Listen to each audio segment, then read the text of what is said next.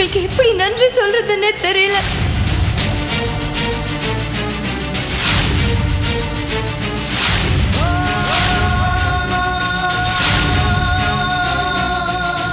இவங்க தான் நம்ம பொண்ணை காப்பாத்தினாங்க. தேங்க்ஸ் ரேகா.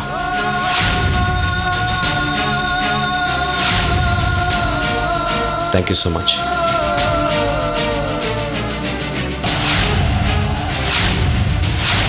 நான் என் கடமையை தான் சார் செஞ்சேன்.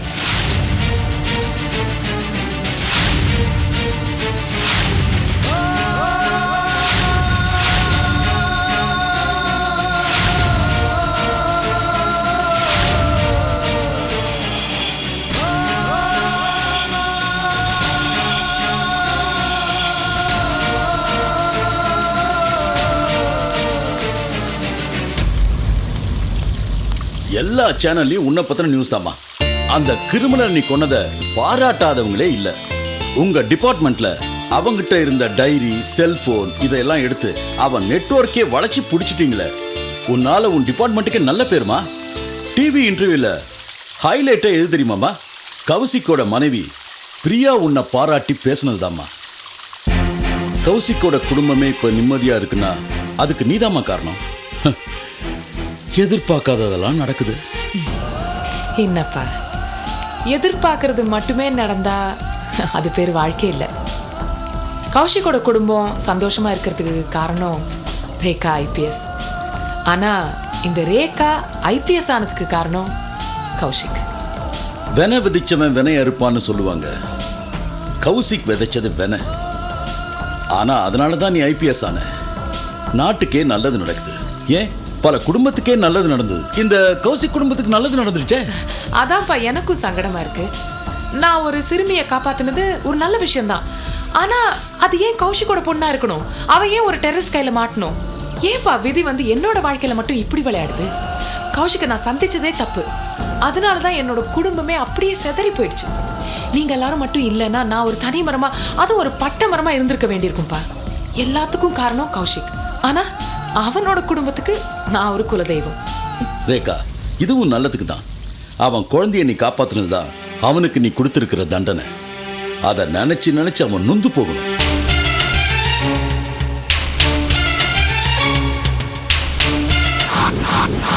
Congratulations, Miss Rekha. Thank you, sir. Well done, Rekha. Keep it up. Thank you, sir.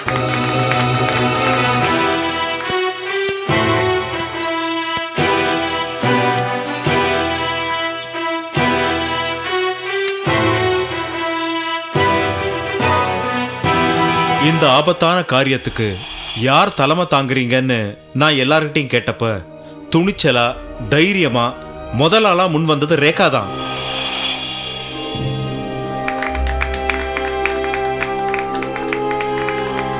Rekha அந்த வேலையை கச்சிதமா செஞ்சதும் இல்லாம ஒரு குழந்தையுடைய உயிரையும் காப்பாத்திருக்காங்க. இது சாதாரண காரியம் இல்ல. சாதுரியம், புத்திசாலித்தனம், எதிரிகளுடைய பலவீனத்தை கண்டுபிடிக்கிற விதம் சிம்பிளி சூப்பர்ப். பத்திரிகை எல்லாம் பாராட்டிருக்கிறாங்க. பொதுமக்களும் போலீஸ் டிபார்ட்மெண்ட் பத்தி நல்லா பாராட்டிருக்கிறாங்க. அந்த குழந்தை வேற யாரும் இல்லை, டிசி கௌசிக்குடைய குழந்தை. நாமெல்லாம் அடையிற சந்தோஷத்தை விட டிசி கௌசிக் தான் அதிகமான சந்தோஷத்தை அடைவார். நம்ம எல்லாரை விட ரேகாவுக்கு அவர் ரொம்ப நன்றி கடன் பட்டிருக்கார். இல்லையா mister Kaushik? Yes sir. Good. Thank you. நம்ம டிபார்ட்மெண்ட்டுக்கு பெருமை தேடி தந்த ரேகாவை எவ்வளவு பாராட்டினாலும் தகும். Keep it up. Officers, attention.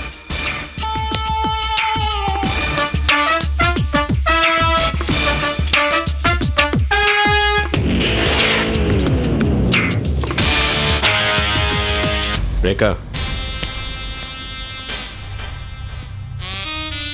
என் பொண்ணுன்னு தெரிஞ்சிருந்தா காப்பாத்திருக்க மாட்டேன்ல? நிச்சயமா காப்பாத்திருப்பேன் சார். ஏன்னா நான் நீங்க.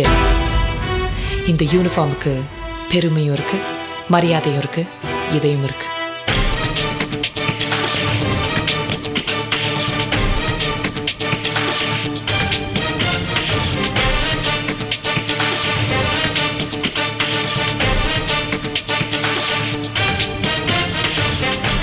ஐயா இங்க ஏன் வந்தீங்கன்னு கேட்குறியா? என்ன காரணமாக தான் வந்திருக்க பாரு.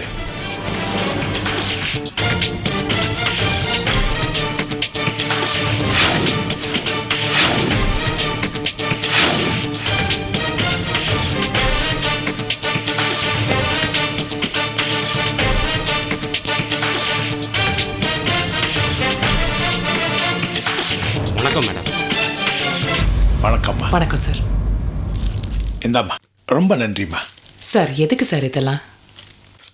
நீ யாரை காப்பாத்திருக்க தெரியுமா? என் உயிர். ஆமாம்மா, என் பேத்தினா எனக்கு உயிர். அவளுக்கு ஏதாவது ஒன்று ஆயிருந்தா என்னால் நினச்சி கூட பார்க்க முடியலம்மா. ரொம்ப நன்றிம்மா. நான் எதுக்குமே ஒரு விலை வச்சிருக்கேன், ஆனால் இதுக்கு விலையே இல்லை. நீ எதை கேட்டாலும் நான் கொடுப்பேன், ஆனால் நீ எதையுமே எதிர்பார்க்க மாட்டேன்னு எனக்கு நல்லா தெரியும். பாத்தியாம்மா, இந்த விஷயத்தில் நான் உனக்கு கடன்காரன் ஆயிட்டேன். எதிர்காலத்தில் உனக்கு தேவைப்பட்டா இந்த கடனை எப்போ வேணா திருப்பி வாங்கிக்கலாம். கொடுக்க தயாரா இருக்க, கட்டாயம் கொடுப்பேன். அம்மா, இந்த நல்லையப்பர் சொன்னதுதான் கட்டாயம் செய்வேன். வரட்டுமாம்மா?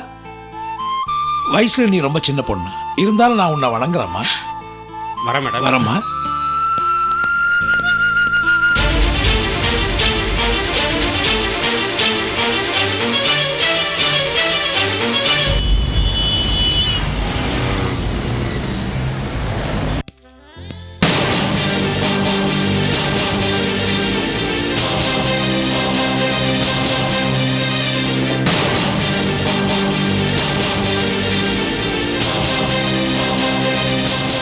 வணக்கம் sir.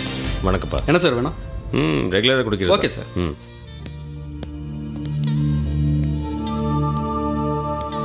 Hello Kaushik. Hi Prem, உட்காருங்க. என்ன தனியாக தண்ணி அடிக்க வந்திருக்கீங்க? நான் ஏதாவது டிஸ்டர்ப் பண்ணிட்டேனா? இல்லை தெரியாதவங்க வந்து இந்த டேபிள் உட்காரத விட தெரிஞ்சவங்க நீங்கள் வந்திருக்கீங்க. Any better. எப்படி இருக்கீங்க? நல்லா இருக்கேன். என்ன சாப்பிட்றீங்க? நான் ரெகுலராக சாப்பிட்றது தான் ஆர்டர் பண்ணியிருக்கேன். நீங்கள் என்ன சாப்பிட்றீங்க? பேரர் சார் இதோ வந்துட்டுருக்கேன் சார். தேங்க்யூ. அப்படியே சாருக்கு என்ன வணக்கம் வேணும் சார். எனக்கு பிராண்டி ஒரு லார்ஜ். Okay sir.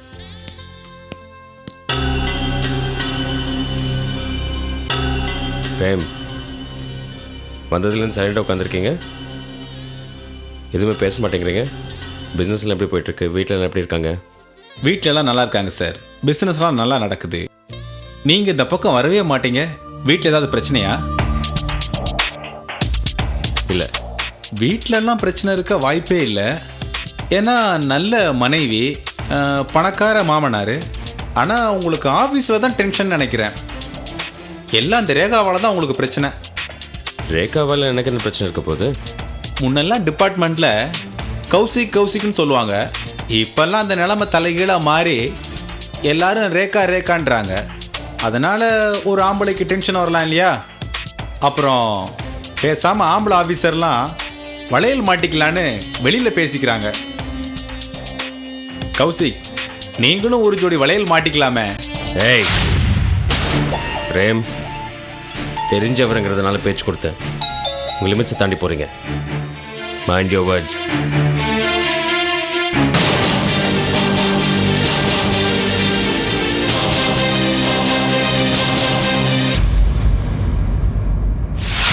லைஃப்ல ஒரு மாசம் ஜெயில இருக்க வேண்டியதாயிடுச்சு.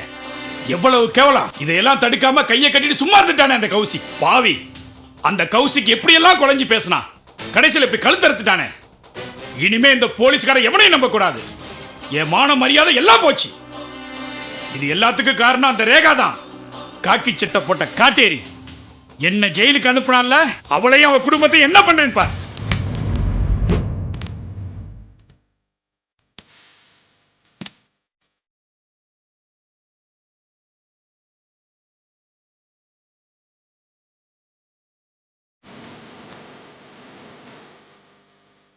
மேடம், எஸ் கம் இன்.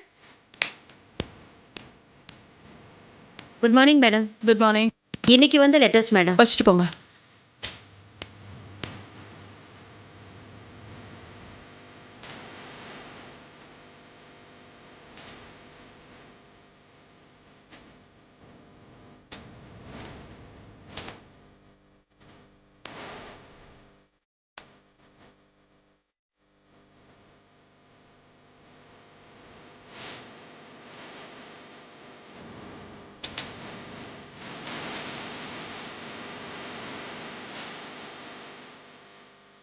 எங்களை வழிநடத்திச் சென்ற எங்கள் உயிரின் மேலான தலைவனை கொன்ற ரேகாவின் உயிரை நாங்கள் எடுப்போம்.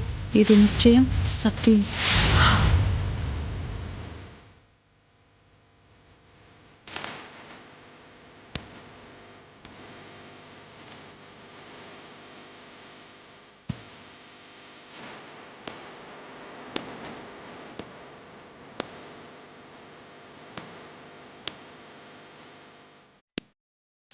தமிழ்ச்செல்வன், அந்த ஃபைலோட ஃபோட்டோ காப்பியெல்லாம் எடுத்து வச்சுக்கோங்க. ஏன்னா அது டெஃபினட்டாக ஃப்யூச்சரில் தேவைப்படும். ஏன்? ஏன் சார் ஒரு கிரிமினல் மென்டல் கடிதம் அனுப்பியிருக்கோம், அதுவும் கமிஷனர் ஆஃபீஸுக்கு. இது போஸ்டரில் வந்ததா கொரியரில் வந்ததாமா? போஸ்டில் தான் சார். ஒரு கமிஷனர் ஆஃபீஸ்க்கு இந்த மாதிரி ஒரு கடிதம் வந்திருக்குன்னா அது எப்படி நம்ம சாதாரணமாக விட முடியும்? சாதாரணமாக விட முடியாது தான். இருந்தால் இதை பற்றி நம்ம அப்புறமா பேசலாம். Good morning. Good morning madam. என்ன, நான் வரதுக்கு முன்னாடி எல்லாரும் சத்தமாக சலசலப்பாக பேசிகிட்டு இருந்தீங்க, வந்த உடனே அமைதியாயிட்டீங்க. என்ன விஷயம்? இந்தாங்க மேடம்.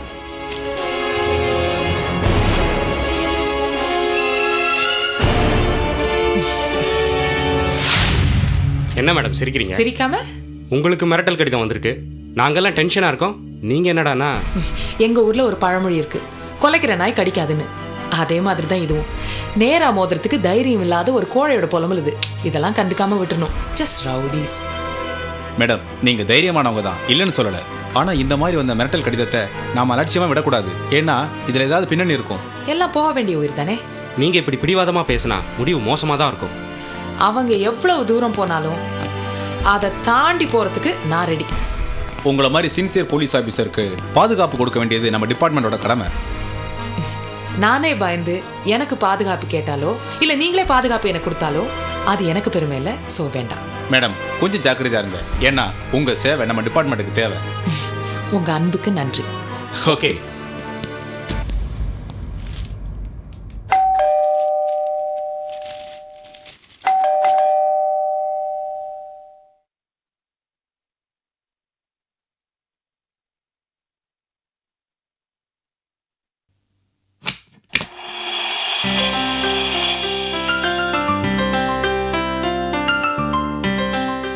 வாங்க.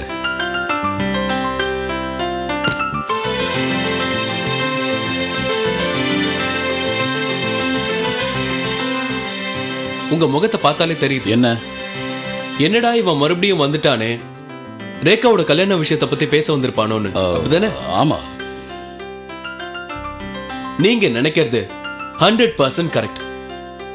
இத பாருங்க, இந்த விஷயத்த நீங்களும் ரேகாவும் மறந்துருக்கலாம், ஆனா நான் மறக்கல. வீட்டுல கல்யாணம் பண்ணிக்கன்னு உயிர் எடுக்கிறாங்க. அக்கா வேற விடாப்பிடியா இருக்கா. நான் தான் பிடி கொடுக்காம இருக்கேன். கட்னா ரேகாவை தான் கட்டுவேன் இருக்கேன். நீங்களாவது உங்க மகளுக்கு எடுத்து சொல்லக்கூடாதா? என் மேரேஜ் அப்ளிகேஷன் இவ்வளவு நாளா பெண்டிங்ல இருக்கு. டெரரிஸ்ட் எல்லாம் ரேகாவுக்கு மிரட்டல் கடிதம் அனுப்புறாங்களாமே. எதுக்குங்க இந்த ரிஸ்கான வேலை? ஒரு நிம்மதியான வாழ்க்கை வாழலாமே. உங்க குடும்பத்துல யாருக்குமே பயங்கிறதே கிடையாதா? எங்க குடும்பத்துல யாருக்குமே பயம்னா என்னன்னு தெரியாது.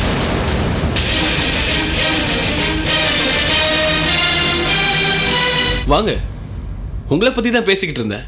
உங்களுக்கு பேசுறதுக்கு வேற டாபிக் இருக்காதே. இத பாருங்க, நீங்க உங்களை பத்தி நினைக்காம இருக்கலாம், ஆனா என்னால உங்களை பத்தி நினைக்காம இருக்கவே முடியாது. ஏதோ தீவிரவாதிகளா உங்க உயிருக்கு குறி வச்சிருக்காங்களாமே. நான் பேப்பர்ல படிச்சேன். நான் உங்க மேல உயிரை வச்சிருக்கேன். இங்க பாருங்க, பேப்பர்ல நியூஸ் பார்த்ததுக்கு அப்புறம் எனக்கு தூக்கமே வரல. தூங்கினாலும் கெட்ட கெட்ட கனவா வருது. இப்ப நான் சொல்ல வந்தது, நீங்க என்ன கல்யாணம் பண்ணிக்கலனாலும் பரவாயில்ல, இந்த போலீஸ் உத்தியோகத்தை விட்டுறலாமே ப்ளீஸ். இங்க பாருங்க, நீங்க சொல்ற மாதிரி நான் செய்யறது உத்தியோகம் இல்ல, கடமை. கடமைக்கும் உத்தியோகத்துக்கும் உங்களுக்கு வித்தியாசம் தெரியலன்னா அது ஏன் தப்பு இல்ல. Get out, get out.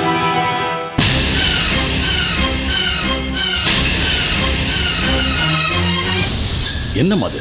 வீட்டுக்கு வந்த விருந்தாளிகிட்ட இப்படியா பேசுறது? அப்பா, என்னோட உத்தியோகத்தை பத்தி யாராவது இப்படி பேசினா நான் அப்படிதான் பேசுவேன்ப்பா.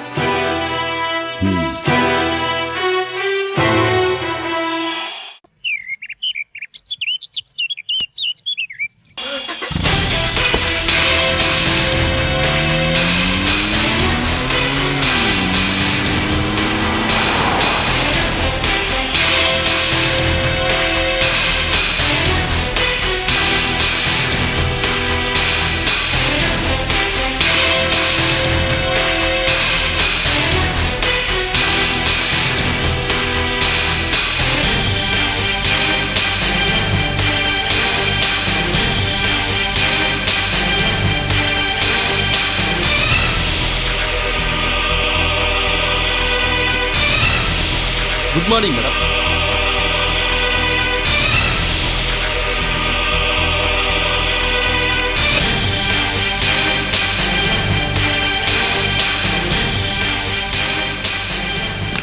மேடம், என்ன ஜெயந்தி, என்ன பதட்டமா இருக்கீங்க? அன்னைக்கு வந்த மாதிரி இன்னைக்கு உங்களுக்கு ஒரு லெட்டர் வந்திருக்கு. எனக்கு ரொம்ப பயமா இருக்கு மேடம். ஸ்ரீராமஜெயம் எழுதுற மாதிரி தினம் எழுதுறாங்களா?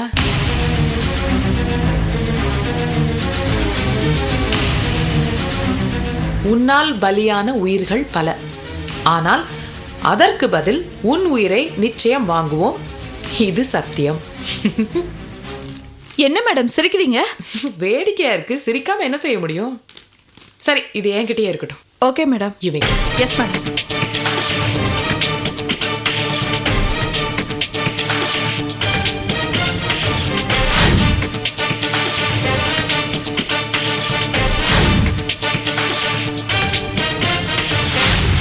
டிஸ்டர்ப் பண்ணாதீங்க. அப்புறம் வாங்க. பார்த்துட்டு போயிட்டோம் ப்ளீஸ். மேடம், தீவிரவாதிகிட்ட இருந்து உங்களுக்கு மிரட்டல் கடிதம் வந்ததா சொல்கிறாங்களே, உண்மையா? போலீஸ் டிபார்ட்மெண்ட்டுக்கு தினம் 100 லெட்டர்ஸ் வரும். அதுல ஒண்ணுதான் இந்த லெட்டரும். நானே அதுக்கு முக்கியத்துவம் கொடுக்காத போது நீங்க ஏன் அதுக்கு இம்பார்ட்டன்ஸ் கொடுத்து டென்ஷன் ஆறீங்க? வேற ஏதாவது ஒரு நல்ல நியூஸ் இருந்தா போடுங்களேன். மேடம், இதில் வெளிநாட்டு சதி இருக்குன்னு சந்தேகப்படுறீங்களா? உங்களுக்கு இருக்கிற சந்தேகத்தை என் மூலமா கேட்காதீங்க. எனக்கு நிறைய வேலை இருக்கு. பேட்டிலெல்லாம் டைம் வேஸ்ட் பண்ண வேண்டாமே. சார், ரேகா மேடத்துக்கு வந்த மிரட்டல் கடிதத்தை பத்தி நீங்க என்ன நினைக்கிறீங்க? போலீஸ் ஃபோர்ஸில் இருந்தால் தினமும் ஒரு மிரட்டல் கடிதம் வரதான் செய்யும். மாதம் சம்பளம் வாங்கிக்கிற மாதிரி இதையும் ஏற்றுக்கக்கூடிய மனப்பக்குவமும் வேணும். இல்லைன்னா இந்த காக்கி சட்டை போடுறதே வேஸ்ட். சார், மேடம் தைரியமாக தான் இருக்காங்க. அப்படி இருக்கிறதுனால தான் நீங்கள்லாம் பயந்தா கூட அந்த என்கவுண்டர் ஆப்ரேஷனை இவங்க இவ்வளோ சக்ஸஸ்ஃபுல்லாக முடிச்சிருக்காங்க. ஆஸ் ஏ போலீஸ் ஆஃபீஸரா ரேகா மேடத்தோட வெற்றியை பற்றி என்ன நினைக்கிறீங்க? ரொம்ப பெருமையாக இருக்குங்க. மிஸ் ரேகா எங்கள் டிபார்ட்மெண்ட்டுக்கு கிடைச்சிருக்கிற மிகப்பெரிய வரப்பிரசாதம். ஒரு பொக்கிஷன் கூட சொல்லலாம். அவங்கள பாதுகாக்க வேண்டியது எங்களோட கடமை. நிச்சயமாக பாதுகாப்போம். Now you feel excuse me.